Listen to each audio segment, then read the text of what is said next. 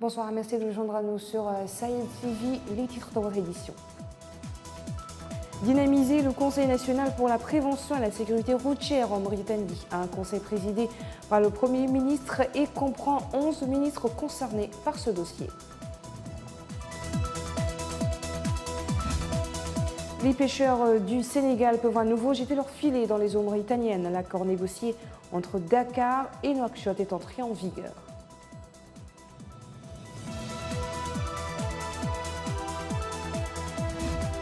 À Biarritz, les dirigeants du G7 sont entrés dans le dur des discussions ce matin. En marge de ce sommet du G7, des heurts ont opposé certains manifestants et les forces de l'ordre. Le ministre de l'Équipement et des Transports, Mohamedou Ahmed Mhamid, a donné des chiffres: baisse de 5% des accidents, baisse de 9,1% des décès lors des accidents enregistrés et baisse de 13,7% du nombre des blessés. Autre chiffre révélé par le ministre, celui engageant la responsabilité des chauffeurs lors de ces accidents qui seraient selon lui de 85% causés à cause des excès de vitesse et de l'imprudence. Les problèmes mécaniques ne seraient à l'origine que de 9% des accidents de la route et l'état des routes responsable de 6%. Le ministre a révélé par ailleurs que le président de la République, lors de la réunion de jeudi, a donné des instructions fermes pour dynamiser le Conseil national pour la prévention et la sécurité routière, un conseil présidé par le Premier ministre mauritanien et comprenant 11 ministres concernés par ce dossier. Les pêcheurs du Sénégal peuvent à nouveau jeter leurs filets dans les eaux mauritaniennes grâce à l'entrée en vigueur d'un accord négocié au plus haut niveau entre Dakar et Nouakchott. À Nouakchott, 52 sociétés qui étaient à l'arrêt ou ne tournaient qu'à 10 ou 20% de leur capacité vont passer à 80%, selon un responsable de la Fédération des professionnels mauritaniens de la pêche. Selon l'accord, les armateurs mauritaniens pourront affréter des pirogues sénégalaises supplémentaires pour faire tourner les usines à plein régime. Comme vous le savez, le protocole d'accord entre la République islamique de Mauritanie et la République serbe du Sénégal n'est pas un protocole commercial. C'est un protocole social, économique et politique. Et qui vise essentiellement, il est important de rappeler ça, et qui vise essentiellement à contribuer à l'approvisionnement et à l'alimentation de Saint-Louis. La Mauritanie a toujours été disposée à travailler et à avancer dans le cadre de ce protocole. Mais la Mauritanie s'est inscrite dans une nouvelle stratégie qui vise à une gestion durable de la ressource.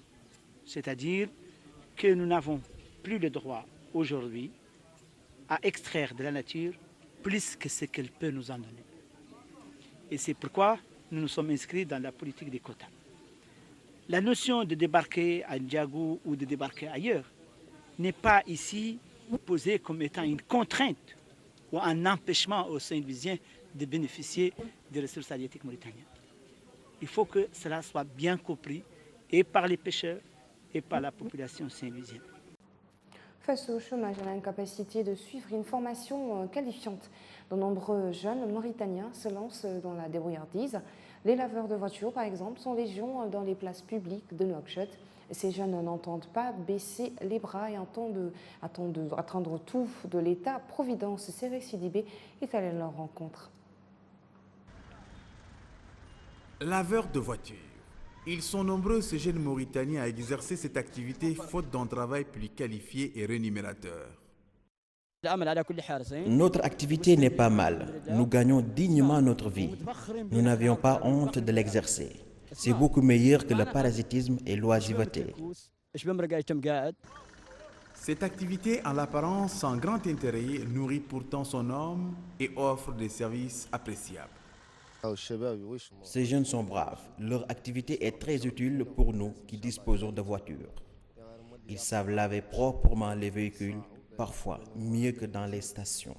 Il faut que l'État leur accorde une attention et en évitant de les chasser de leur site. Il n'y a pas de sous-métier. Malgré une conjoncture pour le moins difficile, cette jeunesse se bat au quotidien pour exister.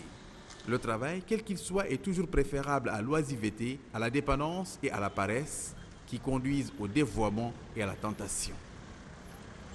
Toujours dans le cadre de ces activités, être marchand ambulant à Nouakchott, ce n'est pas une chose facile. Ils sont des centaines de jeunes qui s'activent dans ce petit commerce pour subvenir aux besoins de leur famille. Néanmoins, ils occupent illégalement la voie publique et sont chassés à chaque fois par les autorités. Hamaoula Jagala. Chassés des principaux centres de vente de la capitale, les vendeurs ambulants vivent des moments de calvaire sans précédent. Ils courent à longueur de journée à la recherche de leur gagne-pain. L'image des marchands ambulants circulant à l'entrée du marché de la capitale, tenant leur petit commerce, n'a pas disparu, malgré la traque continue des autorités à l'encontre de ces vendeurs à la sauvette. J'étais au 6e. Là-bas, on avait du mal à exercer correctement notre travail. Actuellement, je suis au marché de la capitale. La seule difficulté que nous rencontrons ici, ce sont les forces de l'ordre. Elles ne nous laissent pas faire notre travail correctement, mais des arrangements sont toujours possibles. Il suffit de leur donner une modique somme, 500 ouguiya par exemple, puis on est relâché. Ces jeunes sont souvent issus de familles pauvres et ont choisi de ne pas baisser les bras pour aider leurs parents. Ils sont au moins dignes et n'ont pas choisi la facilité. Ces gens travaillent pour survivre car ils sont pauvres. Ce travail est d'un grand bénéfice pour les citoyens. On peut rencontrer les marchands ambulants dans tous les coins. Justement, cette activité de marchand ambulant doit être organisée. Des fois, ils créent des embouteillages si bien qu'on a du mal à circuler, même dans le marché. Plusieurs marchands ambulants d'origine étrangère ou mauritaniens sillonnent nuit et jour le marché de la capitale, les marchés 5e et 6e arrondissements et les grands carrefours de la ville. La police opère des patrouilles sans cesse pour traquer ces petits commerçants qui squattent la voie publique afin d'écouler leurs marchandises. Face à l'actualité internationale à présent, 12 villageois tués au Niger hier dans une attaque attribuée au groupe djihadiste nigérian Boko Haram dans la commune de Gueskérou Sud-Est, proche du Nigeria. La région de Difa est depuis 2015 la cible d'attaques de Boko Haram, dont les combattants se sont également retranchés dans la région du lac Tchad. Le 10 août dernier, 4 militaires nigérians ont été tués en roulant avec leur véhicule sur un engin explosif près de Bosso, une ville au nord de Difa, sur les rives du lac.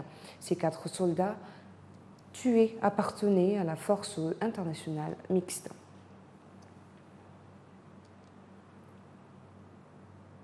L'ancien président soudanais a plaidé non coupable. Son équipe de défense juridique, composée de 96 personnes, se dit optimiste quant aux accusations de corruption. Sa défense a tout simplement réclamé sa libération sous caution. Le procès du président soudanais déchu Omar al-Béchir s'est ouvert le 19 août dernier. Il fait face à des accusations de possession de devises étrangères, de corruption et de trafic d'influence. À Biarritz, les dirigeants du G7 sont entrés dans le dur discussion, je vous le disais en titre ce matin. Ils ont eu une première session de travail à 7, consacrée notamment à la situation économique mondiale. On le sait, la croissance ralentit, les investisseurs s'inquiètent, des tensions commerciales entre la Chine et les États-Unis. Alors comment faire retomber la pression? Élément de réponse avec Sid Ahmed Beliladou. Le commerce mondial, la diplomatie avec l'Iran, la partie est serrée, tout aussi ardue. Les débats sur le nucléaire iranien. Les dirigeants du G7 ont convenu de charger le président français Emmanuel Macron de discuter avec l'Iran sur la base de leurs échanges et de lui adresser un message pour éviter l'escalade dans la région. Le sujet brûlant de l'Amazonie, parmi les autres sujets peut-être un peu plus consensuels, les feux de forêt qui dévastent l'Amazonie. Les dirigeants vont essayer de s'entendre pour apporter une aide financière au Brésil et au Chili, en première ligne face à ce désastre. La sécurité dans le Sahel à la question de l'égalité homme-femme en passant par la lutte contre les inégalités, thème général de ce sommet. Emmanuel Macron a crié la surprise aujourd'hui en invitant à Biarritz, où il accueille le G7, le chef de la diplomatie iranienne, Mohamed Javad Zarif, pour discuter du nucléaire iranien, avec son homologue français, Jean-Yves Le Drian. Sa présence est une surprise. Le ministre des Affaires étrangères iranien, Mohammad Javad Zarif, est arrivé à Biarritz où se tient le G7 pour discuter avec la diplomatie française d'une sortie de crise sur le nucléaire iranien, a indiqué à Téhéran aujourd'hui. Aucune rencontre avec Mohammad Javad Zarif n'est prévue à ce stade avec les Américains, Donald Trump, en indiquant que cette visite avait lieu à l'initiative de Paris et non du G7. En marge du sommet du G7, des heurts ont opposé certains manifestants radicaux et les forces de l'ordre. Ces accrochages se sont produits à Bayonne en début de soirée. Il s'agit d'affrontements, somme toute, assez isolés. Il faut dire que toute la zone avait été considérablement sécurisée depuis plusieurs jours. Dans la soirée, la préfecture a fait état de 70 interpellations sans préciser où et quand ces arrestations avaient eu lieu. Grande marche pacifique dans le Pays basque. Plus tôt dans la journée, une marche a rassemblé plusieurs milliers de personnes à la frontière espagnole. Un rassemblement anti-G7 initié par des ONG anti-altermondialistes. Sur les banderoles, les slogans dénonçant l'ultralibéralisme ou réclamant davantage d'actions en faveur du climat.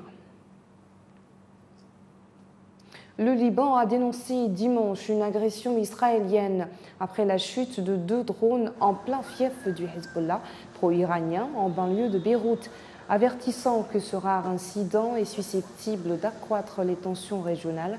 Israël avait annoncé quelques heures avant la chute des drones de nouvelles frappes également en Syrie, disant vouloir empêcher une attaque iranienne qui devait être lancée depuis ce pays voisin à l'aide de drones explosifs. Voilà qui met fin à ce journal. Merci à vous de nous avoir suivis. Le rappel des titres.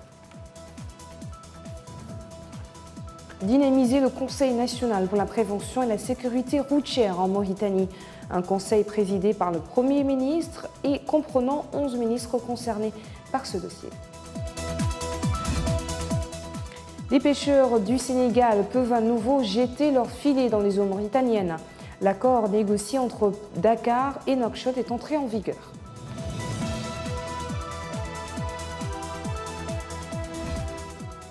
À Biarritz, les dirigeants du G7 sont entrés dans le dur des discussions ce matin.